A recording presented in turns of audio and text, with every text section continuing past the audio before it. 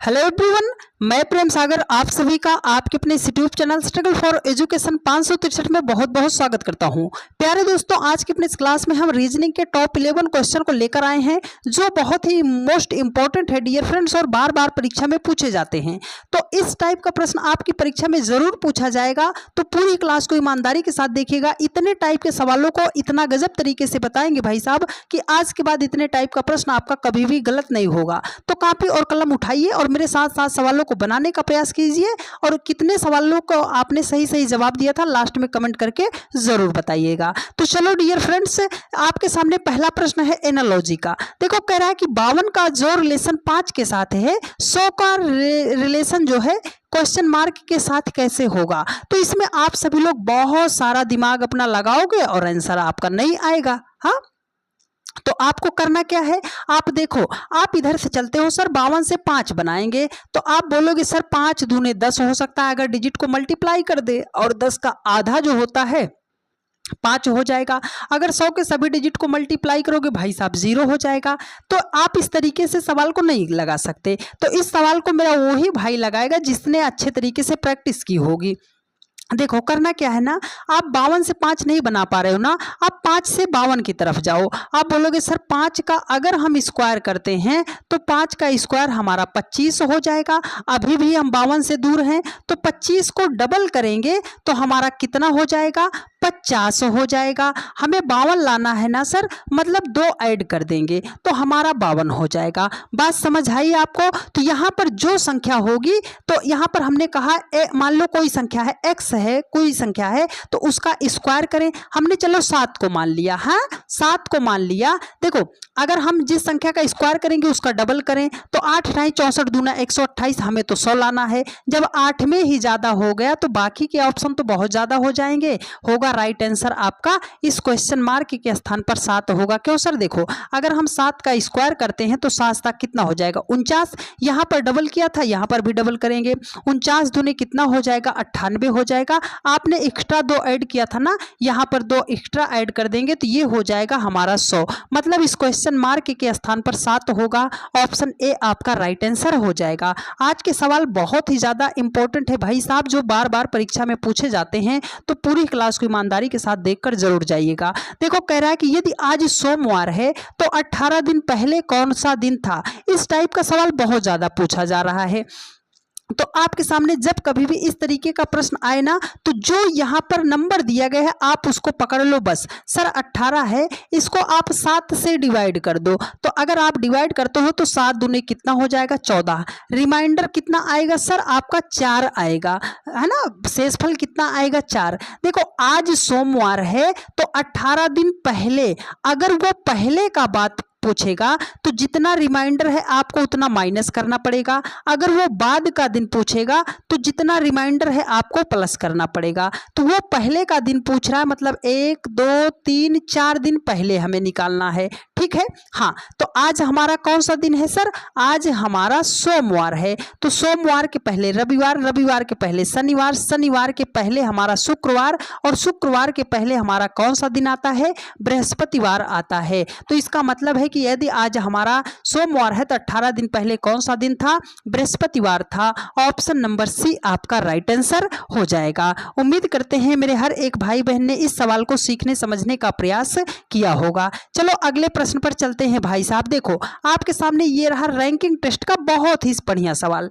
देखो, कह रहा है कि एक पंक्ति में राकेश का स्थान बाएं से 25वां तथा योगेश का स्थान दाएं से 18वां है तथा इनके बीच में 8 व्यक्ति बैठे हैं।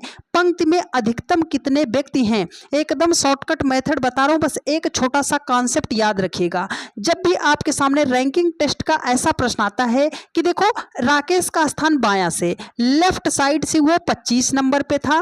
अच्छा, योगेश का स्थान दाएं से, राइट साइड से वो हमारा 18 नंबर पे था। इनके बीच में जो है, हमने कहा ये एक्स जो है, बीच में बैठे व्यक्तियों की संख्या कितने लोग हैं, 8 लोग हैं। कह रहा अधिकतम, बस ये पॉइंट आपको याद रखना है। जब भी वो बोलेगा कि मैक्सिमम नंबर ऑफ स्टूडेंट या मैक्सिमम पर्सन, तो आपको क्या करना, जितना नंबर आपको दिखाई दे रहा है सबको सिंपली कर लो ऐड।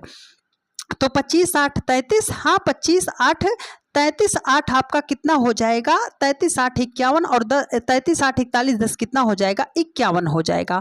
मतलब उस पंक्ति में अधिकतम कितने व्यक्ति थे भाई साहब, 51 हो जाएगा और यही आपका राइट आंसर हो जाएगा। बस इतनी बात याद रखना, जब भी पंक्ति में अधिकतम व्यक्तियों की संख्या पूछे तो जितना नंबर आपको दिखाई दे रहा है सिंपली आपको क्या करना है, ऐड कर लेना पड़ेगा। ठीक है, चलो ये रहा भाई साहब सिटिंग अरेंजमेंट का सवाल। अब इसको हम कैसे करेंगे, देखो कह रहा है कि 5 व्यक्ति पी क्यू आर और एस और टी एक पंचभुज टेबल के चारों ओर केंद्र की ओर मुख करके बैठे हैं।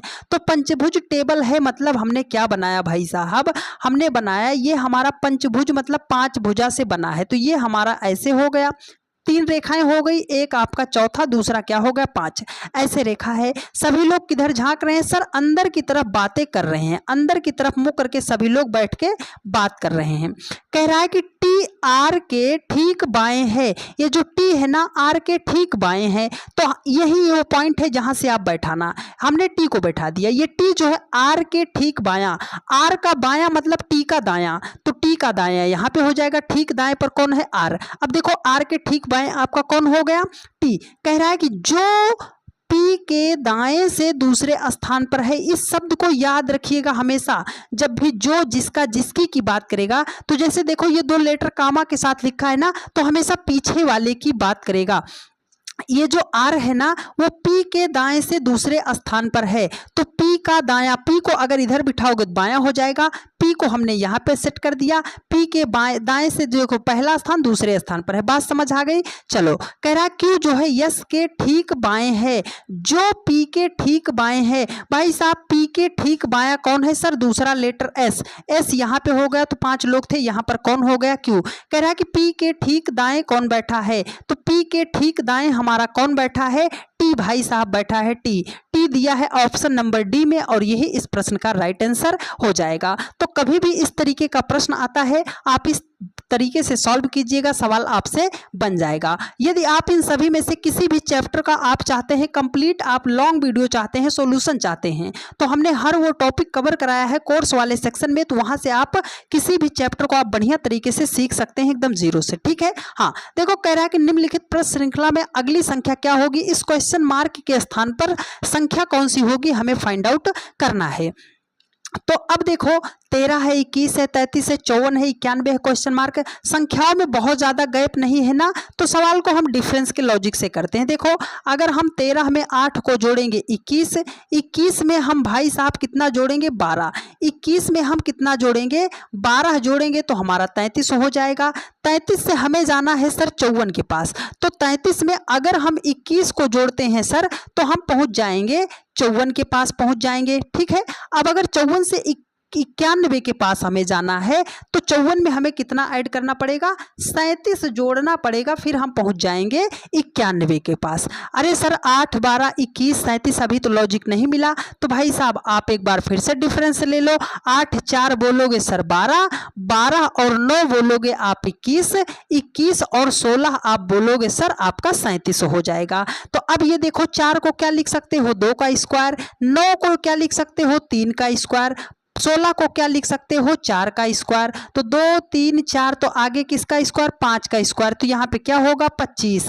देखो 21 में 16 जोड़ा था फिर 37 आया था, तो 37 में 25 को जोड़ेंगे तो हमारा कितना आएगा, हमारा आएगा सर 62 आएगा। तो मतलब क्या है इस क्वेश्चन मार्क के स्थान पर कौन सा नंबर होगा सर 91 में हमें क्या करना पड़ेगा 62 को ऐड करना पड़ेगा। तो आप बोलोगे सर 2 1 आपका कितना हो जाएगा 3 और 9 6 कितना हो जाएगा 15, 153 153 हो जाएगा।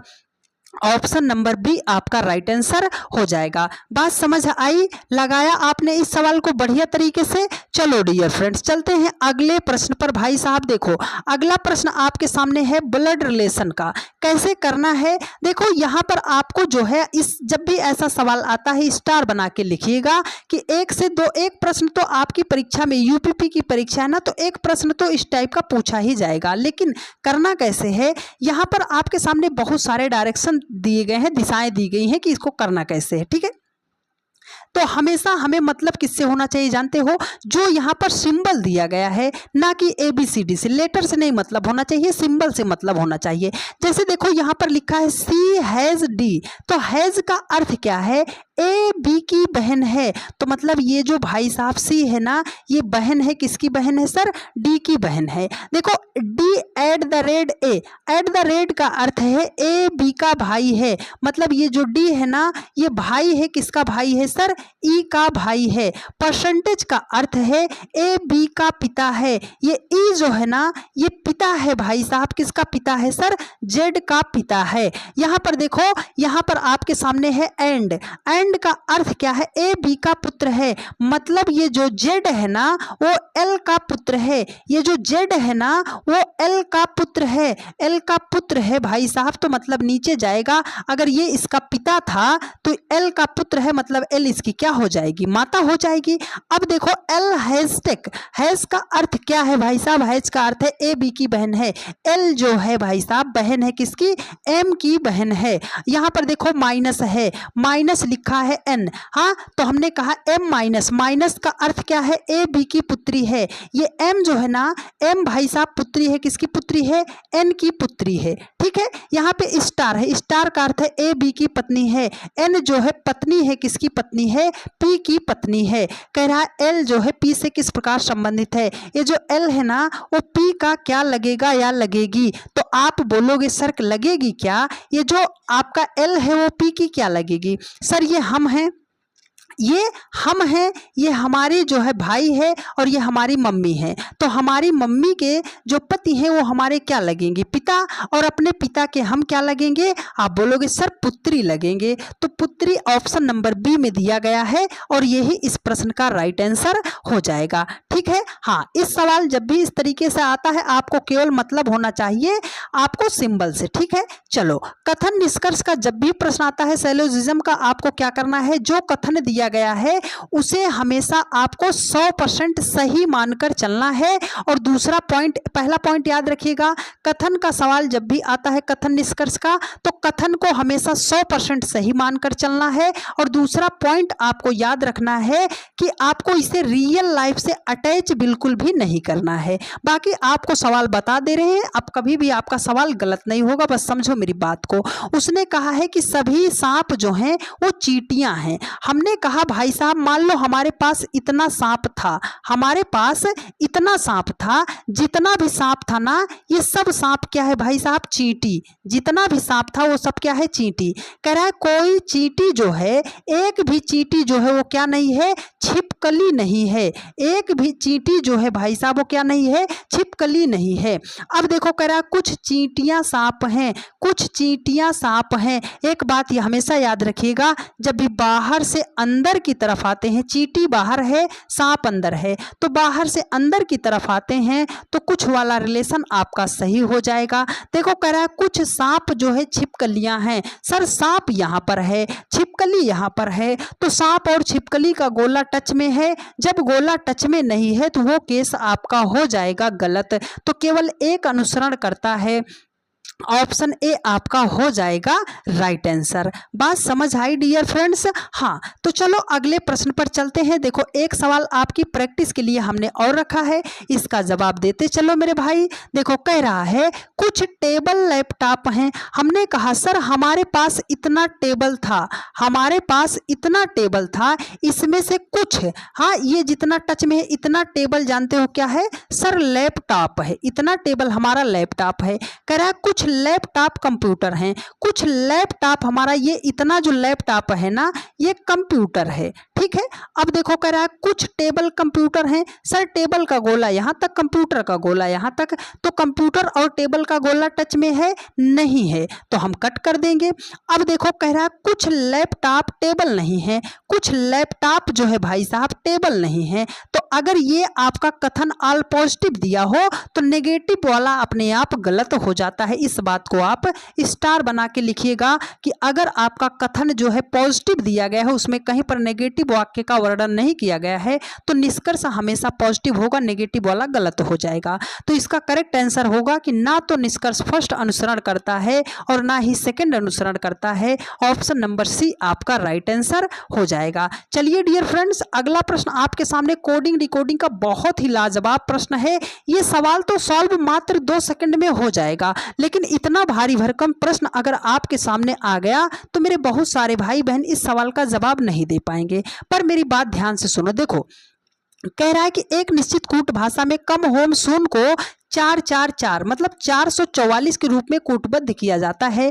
आर यू कमिंग को 336 के रूप में कूटबद्ध किया जाता है और रेनिंग बैडली आउटसाइड को 757 के रूप में कूटबद्ध किया जाता है। तो उसी भाषा में किड्स आर हैप्पी को किस प्रकार कूटबद्ध किया जाएगा? तो आपको कुछ करना नहीं है। आप ऐसे देखो, ये 444 आप कैसे बना सकते हो? आप देखो कम में जो है भाई साहब कितने लेटर हैं? 1 2 3 4, उसको यहाँ पे लिख दिया। होम में 1 2 3 4, उसको यहाँ पे लिख दिया, मतलब लेटर काउंट करके लिखा है। तो चलो किड में कितने लेटर हैं? 1 2 3 4 भाई साहब। तो 4 से ऑप्शन की शुरुआत होनी चाहिए। तो सर ये तो 3 है, ये 5 है, ये हमारा 5 है, केवल एक ऑप्शन बचा बी और यही आपका राइट आंसर हो जाएगा। बात समझ आई? हाँ, तो इस तरीके को आप ध्यान में रखते हुए चलिएगा कि इस तरीके से भी हम सवालों को सॉल्व कर सकते हैं। देखो भाई साहब, अगला प्रश्न आपके सामने है। ये प्रश्न है लेटर सीरीज का। कह रहा है कि निम्नलिखित प्रश्न में क्वेश्चन पर संख्या जो है क्या होगी, मतलब ये जो क्वेश्चन मार्क है इसके स्थान पर कौन सा अक्षर समूह आएगा। तो अब इसे हमें क्या करना है? अब सीरीज की बात कर रहा है तो पहले से पहले के पास, फिर पहले से पहले के पास, पहले के पहले पास जाओ। देखो एल का प्लेस वैल्यू 12, 12 2 14, पी का 16, हाँ ऐसे आप लिख लो भाई साहब। एल का 12, एन का 14, पी का 16, आर का 18। तो 12 2 14 2 16 2 18, तो 2 आपका कितना हो जाएगा? 20। 20 पे कौन सा लेटर आता है? टी। सर टी से ये 2 ऑप्शन तो नहीं है, तो ये 2 ऑप्शन भी नहीं होंगे। अब जैसे देखो, या तो थर्ड होगा या मतलब सी होगा या तो डी होगा। तो दोनों में टी भी कॉमन है ना। तो लास्ट लेटर को हम चेक करते हैं। देखो यहाँ पर क्या लिखा है? यहाँ पर है जे। जे में अगर जे का प्लेस वैल्यू 10 होता है, एन का प्लेस वैल्यू 14, 10 4 14, 14 4 18, 18 4 22। तो यहाँ पर कौन सा लेटर होगा? 6। 6 में 4 जोड़ेंगे तभी तो 10 होगा। तो 6 पे कौन सा लेटर आता है? सर एफ आता है। तो F option number D right हो जाएगा और सी इसका हो जाएगा गलत। बात समझ आई डियर फ्रेंड्स? हाँ, पूरे के पूरे सवालों में चेक थोड़ी करना है, थोड़ा सा अप्रोच लगा के सवाल को सॉल्व करना है। चलिए आज का सबसे लास्ट सवाल और सबसे बढ़िया सवाल। देखो आपके सामने ऐसा वर्ग में मिसिंग नंबर का प्रश्न जब भी आता है तो आप इस सवाल को कैसे सॉल्व करोगे? ये क्वेश्चन मार्क के स्थान पर संख्या फाइंड आउट करनी है। 1 मिनट का कॉन्सेप्ट सीख लो। देखो पहला पॉइंट याद रखिएगा कि जिधर आपको सबसे बड़ी बड़ी संख्या दिखाई दे उसी दिशा में हमें सवाल को सॉल्व करना पड़ता है। अब दूसरा पॉइंट याद रखिएगा कि छोटी छोटी संख्या से बड़ी संख्या बनानी पड़ेगी तो हम मल्टीप्लाई कर सकते हैं, स्क्वायर कर सकते हैं, क्यूब करके अपना राइट आंसर ला सकते हैं। तीसरा और मोस्ट इंपॉर्टेंट कॉन्सेप्ट याद रखिएगा, अगर ये कॉन्सेप्ट पे आधारित सवाल आया और आपने इस कॉन्सेप्ट को अप्लाई कर दिया तो 80% सवाल आपका वहीं पर सॉल्व हो जाएगा। कॉन्सेप्ट क्या है सर? यदि प्रश्न में कोई ऐसी संख्या दिखाई दे रही है जिसका आप स्क्वायर रूट या जिसका आप क्यूब रूट निकाल सकते हो तो सबसे पहले उसे हाईलाइट कर लीजिएगा। बाबू भैया अगर यहाँ पर 64 है, इसे हम लिखना चाहते हैं 8 का स्क्वायर, 49 है, इसे हम लिखना चाहते हैं 7 का स्क्वायर। बड़ी संख्या तो 64 और 49 थी ना, तो 20 12 से आपको 64 नहीं बनाना, 20 12 से बनाना है 8। आप बोलोगे सर 20 से 12 को माइनस करेंगे 8, 8 का स्क्वायर करेंगे 64। 24 से अगर हम 7 माइनस करेंगे 17, 17 का 7 का 24 से 17 माइनस करेंगे 7, 7 का स्क्वायर करेंगे 49। 8 से 4 को माइनस करेंगे भाई साहब 4, 4 का स्क्वायर कर देंगे तो हमारा कितना हो जाएगा? 16। इस क्वेश्चन मार्क के स्थान पर 16 होगा। ऑप्शन ए आपका राइट आंसर हो जाएगा। उम्मीद करते हैं मेरे हर एक भाई बहन ने आज के 11 सवालों को बहुत ही बढ़िया तरीके से और सिंपल वे में सीखने समझने का प्रयास किया होगा और हम ऐसी उम्मीद करते हैं कि आपको चीज़ें बढ़िया तरीके से समझ में भी आई होंगी। यदि आपको सारी बातें समझ में आई हैं और आप चैनल पर नए हैं तो फटाफट आप सभी लोग चैनल को सब्सक्राइब कर लीजिए, वीडियो को अपने सभी दोस्तों के पास शेयर ज़रूर कर दीजिएगा।